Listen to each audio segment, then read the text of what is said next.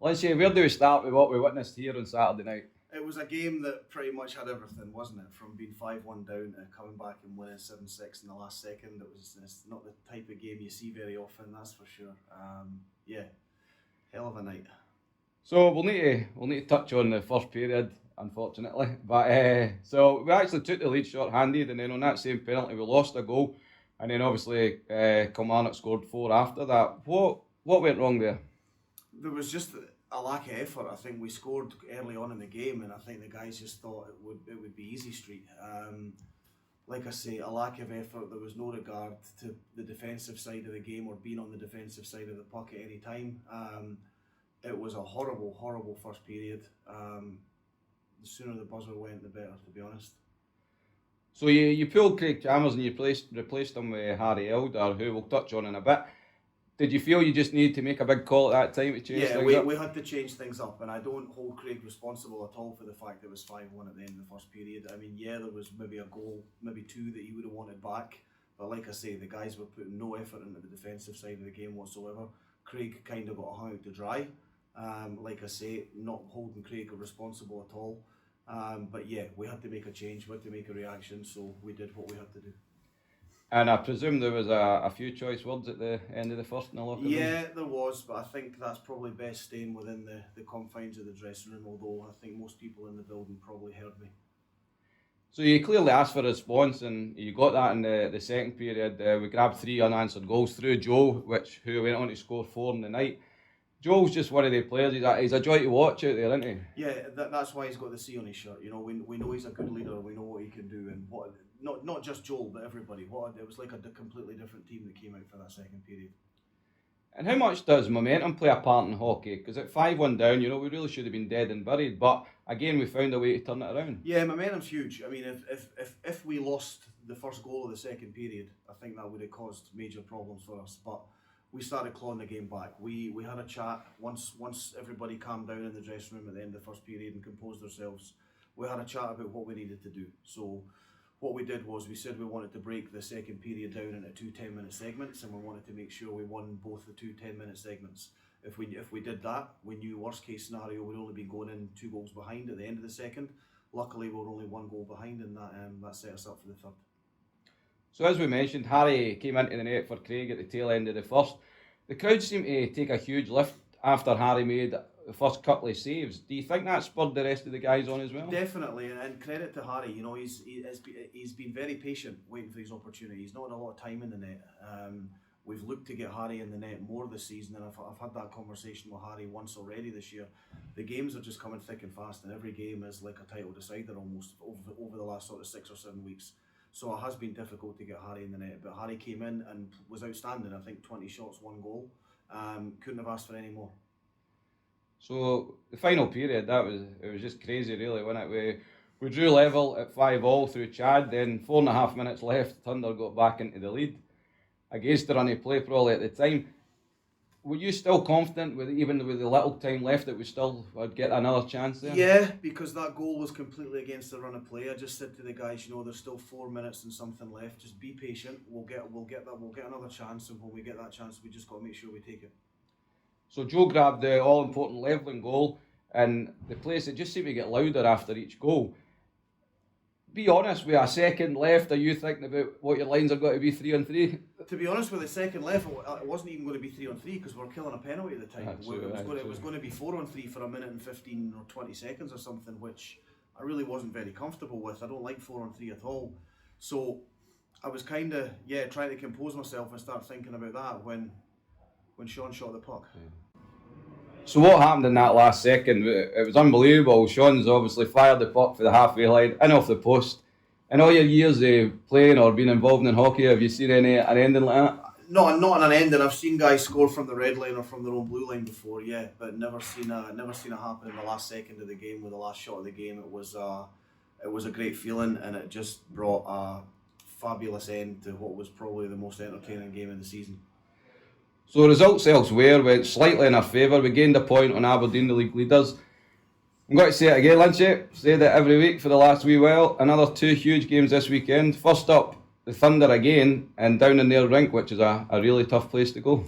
Yeah, it's never nice to go down there. We've been there once so far this year. We managed to come out with an 8-6 win. And yeah, like we say, every game, every week, the pressure's mounting. But we're ready. We know, like I say, every week we know where we want to be at the end of the season, and we know what we need to do to get there.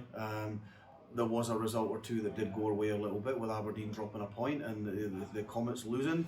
But we're not focusing on other teams. Nothing changes for us. The goal is win the next game, and win the next game, and win the next game. And if we can do that, we'll be where we need to be at the end of the year. And then obviously we've got the Pirates here on Sunday night. There's not been much between the teams this season. No, really close games. I think 3-2, 4-3, and then a penalty shot loss. Yeah. Really close games. We know how they play by now. It's going to be another cracker in Murrayfield. And again, Saturday, the crowd was unreal, and the noise in here was, one of the loudest I've probably heard it over the years. A Sunday night game this weekend, so you'll be hoping, obviously, that the fans will come along once again. Well, we can't be doing any more to send them home entertained, can we? The last 3 games we've had at home here with the 3 big crowds was a 3-2 overtime win on Hogmanay, a penalty shot lost to Paisley the week after, and then we served up that on Saturday night. I can't think anything more we can do to make the fans keep coming back week in, week out, and I can't think anything more we can do to encourage more fans to come along and see what we're all about, whether it be fans that have never watched a game of hockey before, or whether it have been fans that used to come years ago and haven't come for a few years. Sunday night is going to be another great game, and it's another game in the quest for what we're trying to achieve at the end of the year. So yeah, let's see as many fans as we can. Let's see if we can break some records this year as far as attendances, week in, week out. That's brilliant, Lynchy. Well, all the best for the weekend, and let's get the 4 points. Okay, cheers. Well, joined by Harry Elder and Alex Christian. Guys, what a game on Saturday night here. First of all, Alex, is that the craziest game you've played in your career? Yeah, definitely. Yeah, I couldn't think of a more crazy one on top of my head. Definitely. Yeah. So, we started really badly. We went down 5-1 in the first period. Did you feel, Alex, with the firepower that we have in the team, that we could always get back into it?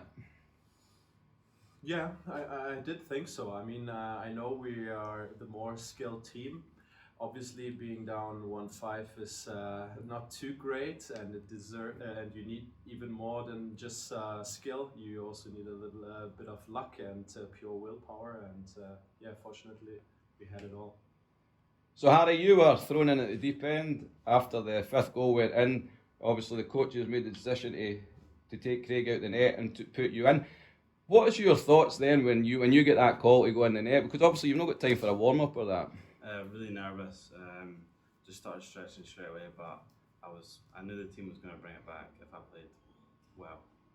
Good. So once you got the first 1 or 2 saves there, Harry, the crowd, it really lifted. You would have obviously heard the noise as well. How massive a boost is that when you're hearing that the crowd's behind you as well? Such a big boost. I've never played in front of such a big crowd, so it felt amazing when they were all chanting your name, and it felt amazing.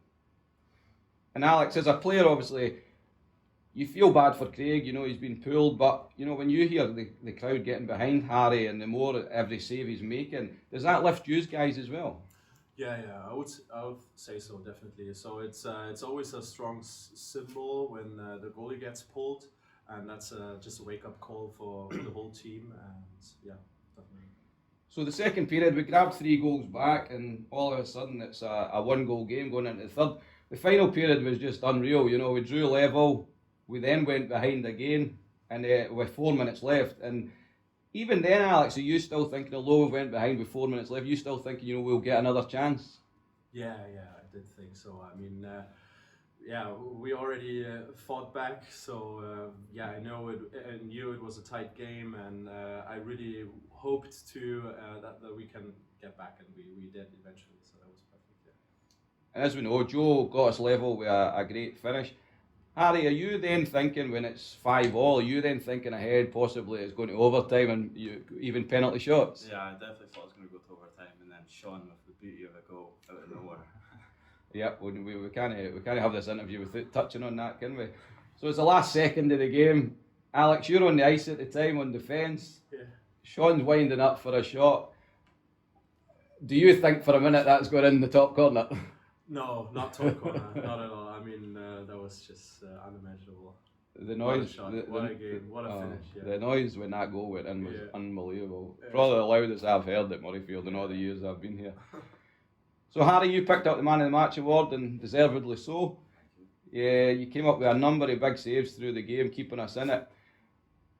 You're obviously a Caps player, but you do train 4 days a week with Dundee Stars in the Elite League. Yeah. How enjoyable is that for you, training with guys at that level? It's amazing. I learn from the best in Britain, so it's amazing to be playing with these type of players.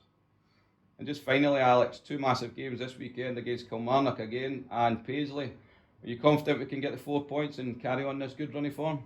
We have to, yeah. If we start just full concentrated from the beginning on, it should be doable, definitely, yeah. Well, guys, thanks very much for chatting and good luck for the weekend. Thank you.